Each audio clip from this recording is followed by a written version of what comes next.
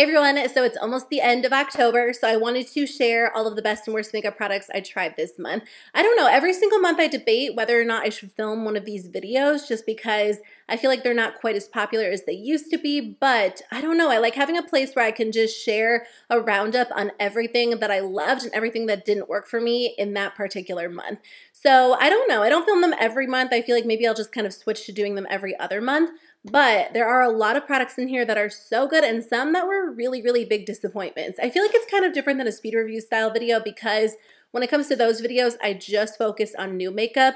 And in these videos, I'll sometimes include older favorites, a couple of new products. So it's just kind of a mix. But anyway, I did decide to film one for October. So I hope you guys are doing well. Are you doing anything for Halloween? Are you dressing up?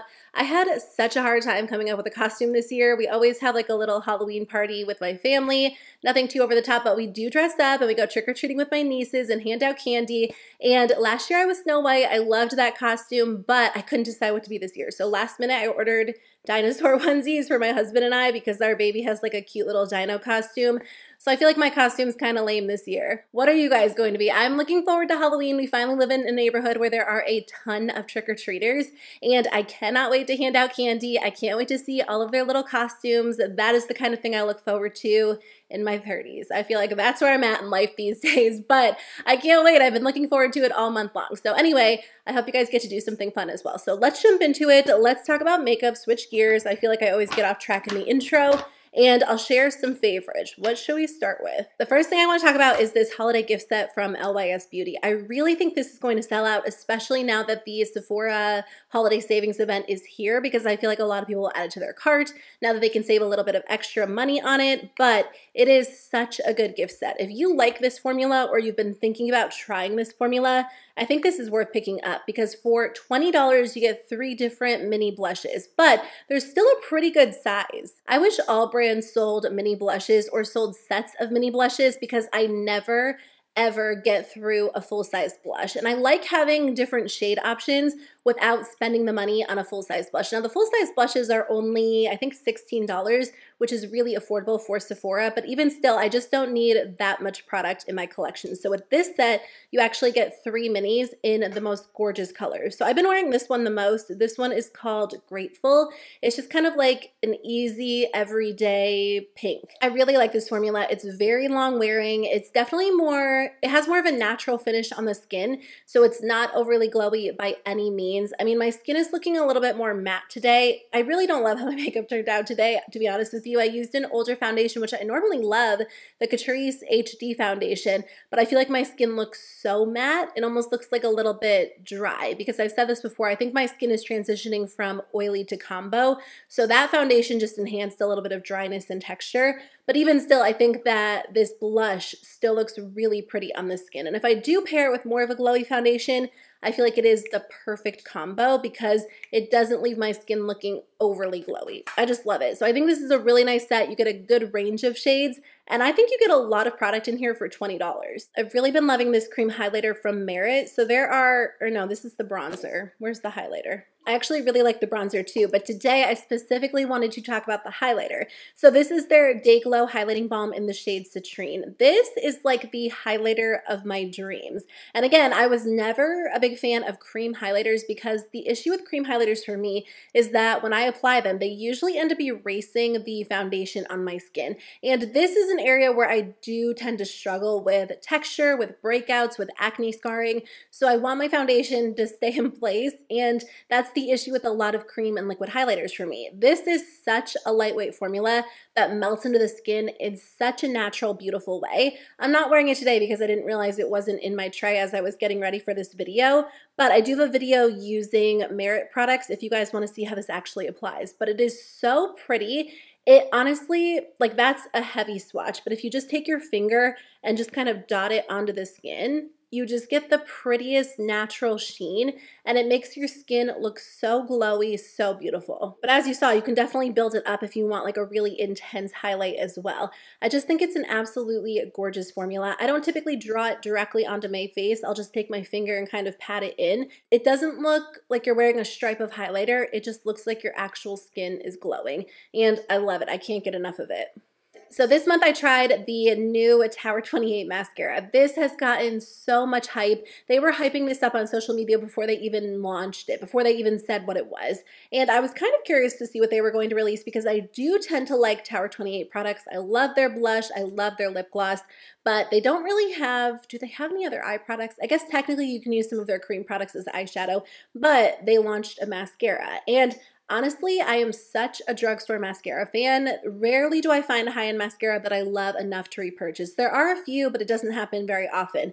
This is the best mascara that I tried this year. I actually just placed my Sephora VIB order and I repurchased it so I can have it when I run out of it. I'll film a haul video soon showing you guys what I got as soon as it gets here. But there's something about this mascara that lifts and curls my lashes so well, but it also defines each lash and also makes it look dramatic. Like sometimes when you have dramatic mascaras, your eyelashes end up looking clumpy. And I don't mind a clumpy lash look, but I've kind of been moving away from that as I do tend to wear more of a natural makeup look day to day, but I still like really long dramatic lashes. And this definitely gives me length, volume, and curl without making them look clumpy. I'm going to use this in an upcoming Get Ready With Me. I'm so frustrated because there are like 4 different Get Ready With Me's I want to do. I want to do a full face of e.l.f., a full face of NYX. I was planning on doing like a full face of drugstore, testing your drugstore hidden gems. I want to do a video on all of my favorites, but we have been having work done in our house. This house has been an absolute disaster. We have had contractors in our house pretty much since we bought it, and now we're basically having to like redo the entire bathroom. So anyway, I'm just trying to work around that because it makes so much noise, and by some miracle our baby has been sleeping through it and taking his naps and everything, which has been great. But I think just trying to balance his schedule with the contractor schedule with filming, it's just been a disaster. So I apologize because I know that I've had a lack of videos. I've only been able to upload like 2 a week, and this is such a fun time of the year to film makeup videos. There's so much to talk about, so many things that I want to film videos on, and I just haven't been able to. I try to wake up really, really early before they get here, or sometimes I'll film on the weekend if I can, but it's also like the holidays season and like fall, there's so many family things. So anyway, long story short, I think we're almost done. I don't know. We'll see. We'll see. Hopefully in November and December I can get back to it. But those videos are coming. And when I finally get around to filming one, I'm going to use this. They just take a little bit longer to film than like an actual sit-down video, so that's why I haven't had the chance to do them. But anyway, this is such a good mascara. Definitely worth the hype. I feel like it's really the best one I've tried in 2022 so far. I am still using this mascara. I wanted to mention that too. It's the Tartelette Tubing Mascara. I discovered this one a few months ago and I still love it. It's so gorgeous, really easy to apply. I just think the Tower 28 one is a little bit better. It's just dramatic without looking fake. Whereas with this one, I feel like I get a ton of volume, but it does look maybe like a little bit heavier on the lashes, but it is a tubing mascara, so it comes off with water. Although I got some comments saying that you guys didn't think this was like a true tubing mascara. If you've tried this, what has your experience been like? Because for me, it comes off with water, but I'm not usually a tubing mascara fan, and I love this one, which leads me to believe that maybe it is a little bit different than typical tubing mascaras. It's really, really dramatic. I would say, you know, like I said, it is a little bit heavier on the lashes, so it does take me like an extra minute to remove everything, but I don't know, it works really well for me, so I do love it. Let me share my first fail of the month. I'm sad about this one. I really thought it would work well for me, and I want to love this brand. I think they're so interesting, and there are products from the brand I like, but unfortunately this is not one of them. This is the Cheek Freak Blush Balm from About Face. So I actually got this on sale because Ulta had the entire brand on sale during their fall haul event, and I decided to pick one up. I'm glad I only bought one because I'm always tempted to buy like more than one shade, but I have this new rule for myself where I only purchase one shade to make sure I actually love the formula before committing to additional shades. And good thing I didn't buy a bunch of these because I just don't like it. It's a very sheer formula, and I do like a sheer blush, but these look so vibrant online. You think they're going to appear a little bit more vibrant on the skin. I think even in the swatches I saw, but it's hard to build it up because it is a sheer formula. When I read the description of this, it sounded very similar to the e.l.f. Putty blushes, but I think those are so much better. I would say That's probably the formula that it feels the most similar to as well, but it looks so bad on my skin. It feels and looks really, really dry and really cakey at the same time. It does have like a nice balmy texture as you touch it. Like it doesn't necessarily feel like it's going to look dry on the skin. And I've tried applying this all different ways, with my finger, with a brush, with a sponge. No matter what I do, it just doesn't translate on the skin. As you blend it in, like that was I got a lot of product on my finger. It's so sheared and even looks like a little bit patchy on my skin. It's just hard to get a really smooth, even application. I just don't recommend picking it up. I think there are better options out there. I have to be honest, I was so surprised by how much I liked this primer from Caliray. It's the So Blown Clean Blurring Primer.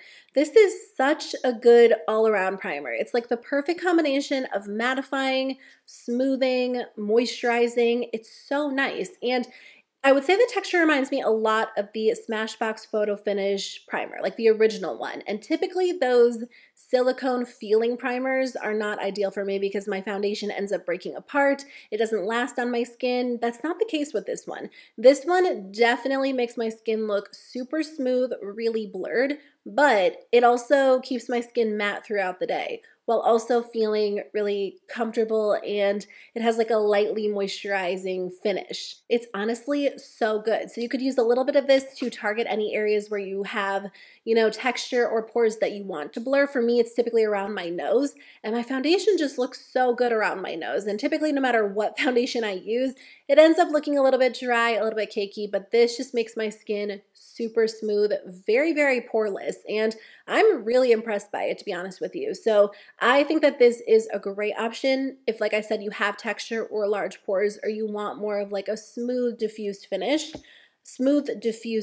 because this really does it all. That being said, this is a $36 primer, so it's a little bit more expensive, and I wanted to share a more affordable alternative with you in case you're looking for something not quite so expensive. Catrice recently redid their primers. They repackaged them, and then they also improved the formulas a little bit. So the one that I've been using the most is this one. It's the Mattifier. So it's called the Oil Control Primer, which I think can kind of throw people off if they don't necessarily have oily skin, because it sounds like it's going to keep your skin matte, which it does. But I find that it does almost the exact same thing as the Caliray one. The textures are a little bit different. This one isn't quite as like slippery feeling on the skin, but it definitely gives your skin a super smooth, blurred out effect. It also keeps my skin matte throughout the day without feeling dry. Like some mattifying primers leave my skin actually feeling dry. This one doesn't do that. It's very, very smoothing. So I think if you're looking for an alternative to the Caliray, I recommend this.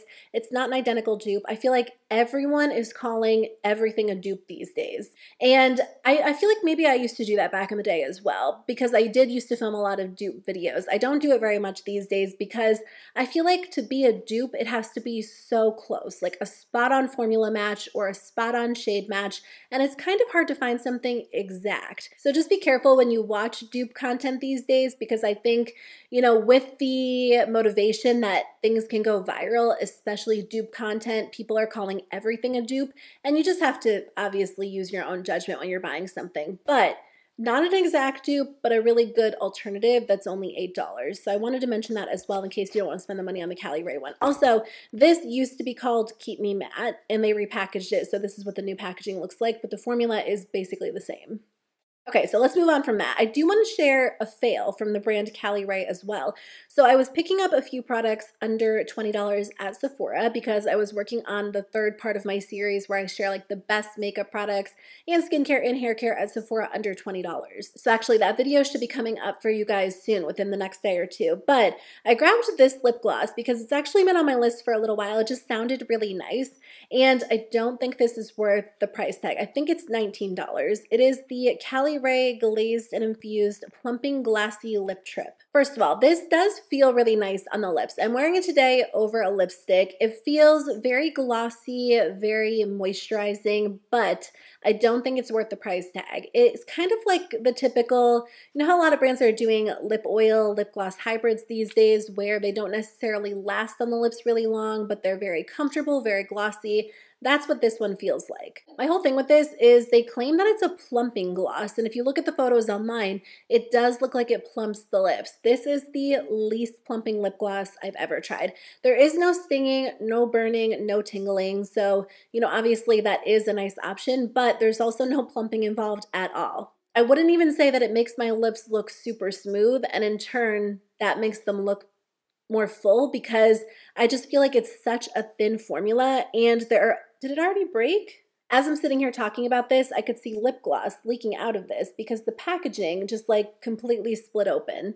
So the packaging also feels very cheap. Apparently it can split open. I don't know if that is just like a random occurrence. I've had this happen in the past with a different brand like years ago, but not a $19 lip gloss. I'll probably just throw some tape over it and continue to use it because I mean, I spent my money on it. I want to make sure I use it. It's not such a bad formula that I feel like I need to declutter it or immediately return it. I feel like it has a time and a place. It's just a light gloss, but I don't think it's worth the money. I mean, there are so many other options out there. You can find like a $3 gloss from e.l.f. that looks and feels better than this one. Also, the shades online, well, I don't know. I only have one, but this shade in particular looks a lot more pigmented than it actually is. It's basically like a sheer lip gloss with just a hint of pink. You guys know I'm on a big lip gloss kick this year, and there are so many good formulas out there that I just can't recommend spending $19 on this one. That being said, there is a formula that I do want to recommend. So Kaja launched this cute little holiday set. It was available at Sephora for a little while. It's sold out, but it is still available on Kaja's website. So for $15, you get 2 mini lip glosses. This is their Gloss Shot formula. This is one of the best lip gloss formulas I've ever tried. It's intensely hydrating, super luxurious, really plush feeling on the lips.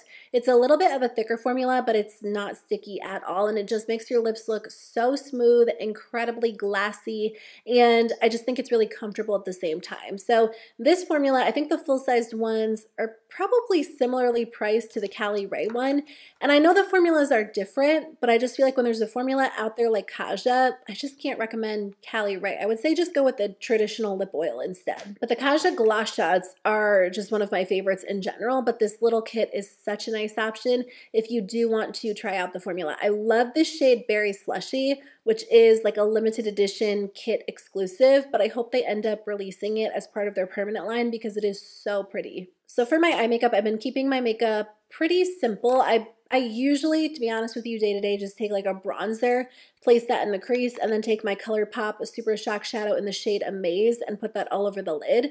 This is like the third shadow I've hit pan on and gone through because I wear it so much. It's like my perfect everyday shade.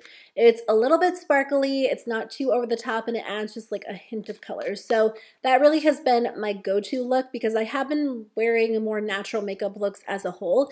This month I did try the ColourPop Troublemaker palette because the online photos of this are so pretty. I'll put one on the screen for you so you can see what it looks like. I get that they're kind of trying to show that there is a shift in a few of these shadows, but it doesn't look the same in person, to be honest. It's pretty, don't get me wrong, and during this time of the year, I do love cooler tone shadows, so I wanted to try it out, and I am able to get some pretty looks using this. I think the mattes are very blendable, they're easy to work with. The shimmers are not super vibrant, but they have like a soft satin finish, so they're a little bit more natural.